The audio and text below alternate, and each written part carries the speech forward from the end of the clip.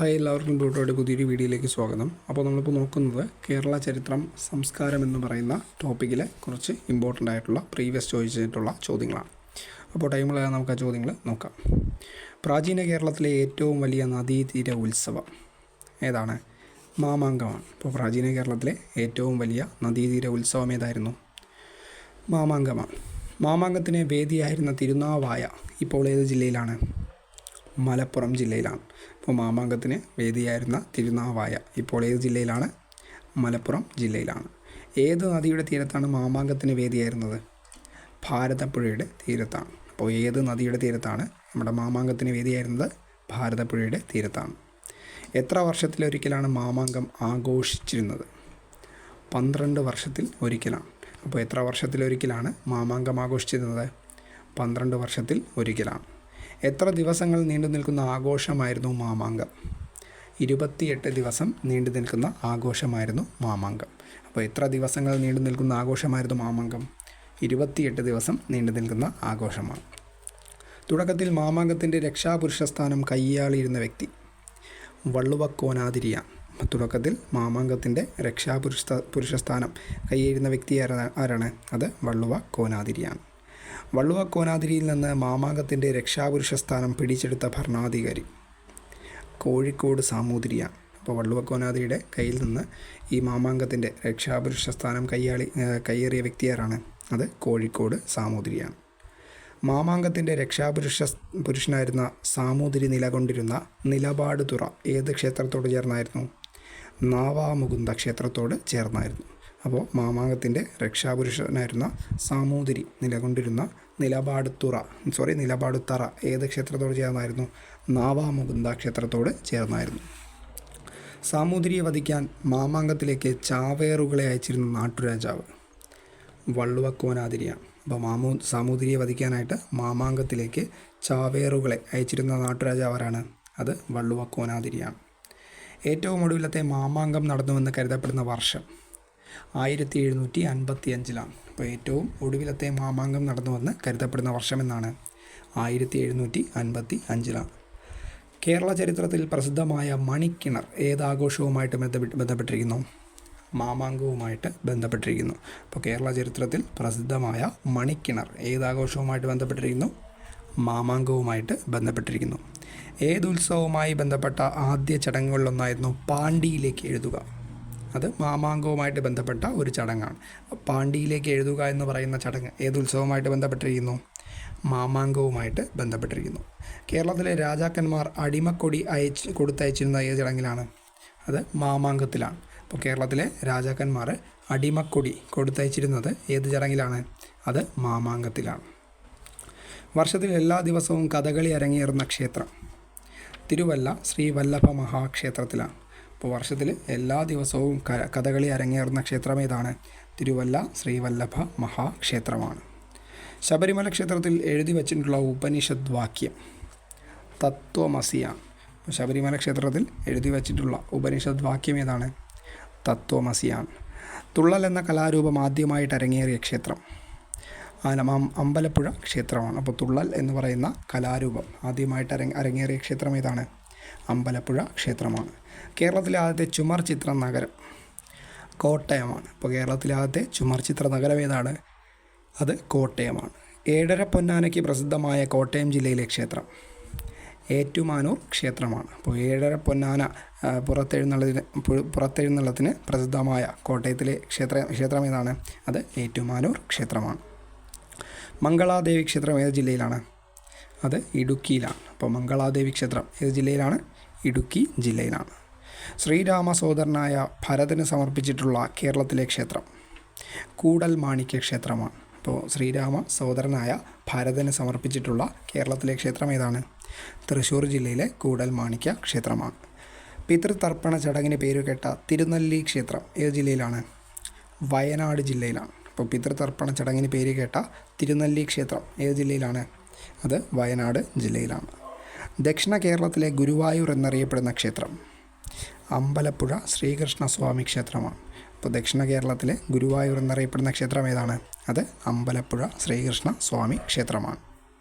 പ്രസിദ്ധമായ മമ്പുറം മസ്ജിദ് സ്ഥിതി ചെയ്യുന്നത് എവിടെയാണ്? അത് മലപ്പുറത്താണ്. അപ്പോൾ പ്രസിദ്ധമായ മമ്പുറം മസ്ജിദ് എവിടെ സ്ഥിതി ചെയ്യുന്നു?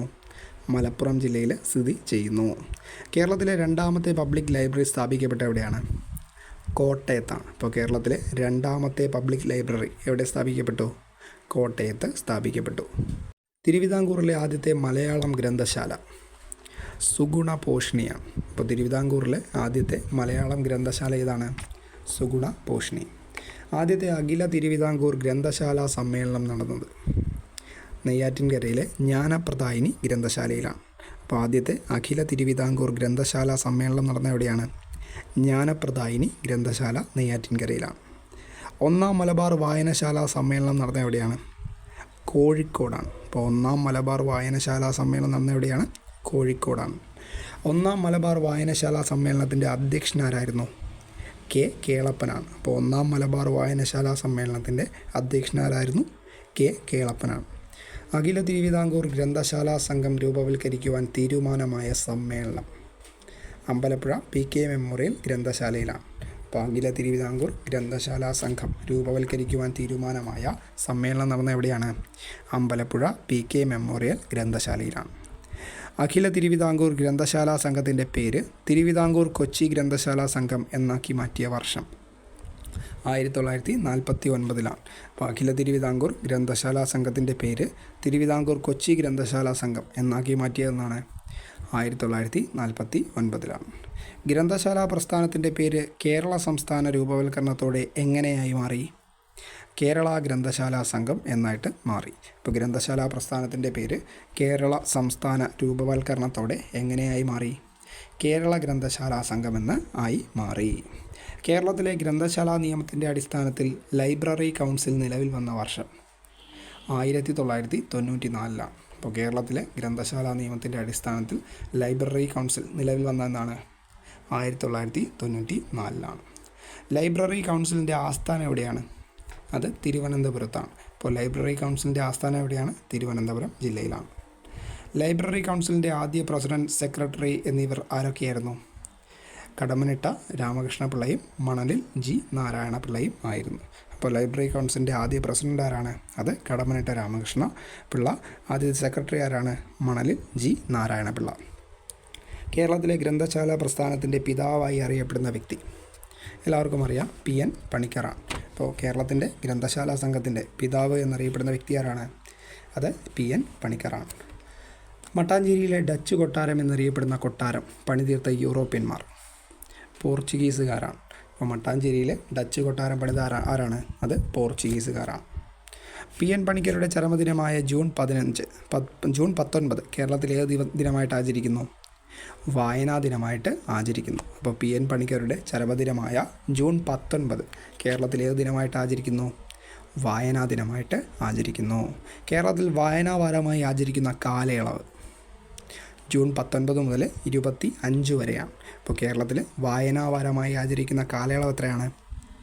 ജൂൺ 19 മുതൽ 25 വരെയാണ്. കേരളത്തിലെ യുക്തിവാദ പ്രസ്ഥാനത്തിൻ്റെ തുടക്കം ഏത് സംഘടനയിൽ നിന്നുമാണ്? K അയ്യപ്പൻ്റെ സഹോദര സംഘത്തിൽ നിന്നുമാണ്. നമ്മൾ ആ ഒരു ചരിത്രം വായിക്കുമ്പോൾ നമുക്ക് മനസ്സിലാവുന്നതാണ്. കേരളത്തിലെ യുക്തിവാദ പ്രസ്ഥാനത്തിൻ്റെ തുടക്കം ഏത് സംഘടനയിൽ നിന്നുമാണ്? K അയ്യപ്പൻ്റെ സഹോദര സംഘത്തിൽ നിന്നുമാണ്. യുക്തിവാദി മാസികയുടെ പ്രമാണം എന്തായിരുന്നു? യുക്തിയേന്തി മനുഷ്യൻ്റെ ബുദ്ധിശക്തി കനിപ്പതിൽ ലഭിച്ചതല്ലാതിതൊന്നും ലോകവിജ്ഞാന രാശിയിൽ. അപ്പോൾ യുക്തിവാദി മാസികയുടെ പ്രമാണം എന്തായിരുന്നു? യുക്തിയേന്തി മനുഷ്യൻ്റെ ബുദ്ധിശക്തി കനിച്ചതിൽ ലഭിച്ചതല്ലാതില്ലൊന്നും ലോകവിജ്ഞാന രാശിയിൽ. യുക്തിവാദികളുടെ പോപ്പ് എന്നറിയപ്പെടുന്ന വ്യക്തി ആരാണ്? അത് MC ജോസഫാണ്. യുക്തിവാദികളുടെ പോപ്പ് എന്നറിയപ്പെടുന്ന വ്യക്തി ആരാണ്? MC ജോസഫാണ്. പുനർജന്മ സ്മരണകൾ, കാലത്തിനു മുൻപേ നടന്നവർ, ആശയസമരം എന്നിവ ആരുടെ കൃതികളാണ്? MC ജോസഫിൻ്റെ കൃതികളാണ്. അപ്പോൾ പുനർജന്മ സ്മരണകൾ, കാലത്തിനു മുൻപേ നടന്നവർ, ആശയസമരം എന്നിവ ആരുടെ കൃതികളാണ്? MC ജോസഫിൻ്റെ കൃതികളാണ്. 1937 ആരംഭിച്ച ജീവൽ സാഹിത്യ സംഘം പിന്നീട് ഏത് പ്രസ്ഥാനമായിട്ട് മാറി? പുരോഗമന കലാസാഹിത്യ പ്രസ്ഥാനമായിട്ട് മാറി. അപ്പോൾ 1937 ആരംഭിച്ച ജീവൽ സാഹിത്യ സംഘം പിന്നീട് ഏത് പ്രസ്ഥാനമായിട്ടാണ് മാറിയത്? പുരോഗമന കലാസാഹിത്യ പ്രസ്ഥാനമായിട്ടാണ് മാറിയത്. യുക്തിവാദി മാസികയുടെ പ്രമാണം എന്തായിരുന്നു? നമ്മൾ നേരത്തെ പറഞ്ഞ തന്നെ യുക്തിയേന്തി മനുഷ്യൻ്റെ ബുദ്ധിശക്തി ജനിച്ചതിൽ ലഭിച്ചതല്ലാതിലൊന്നും ലോകവിജ്ഞാന രാശി. അപ്പോൾ ഇതാണ് നമ്മൾ യുക്തിവാദി മാസികയുടെ പ്രമാണം അല്ലെങ്കിൽ മുഖവാചകമെന്ന് പറയുന്നത്. അപ്പോൾ നമ്മുടെ കേരള സംസ്കാരം ചരിത്രം എന്ന് പറയുന്ന ടോപ്പിക്കിൽ ഇത്രയും ചോദ്യങ്ങളാണ് നമ്മൾ ഈ ഒരു വീഡിയോയിൽ പറഞ്ഞത്.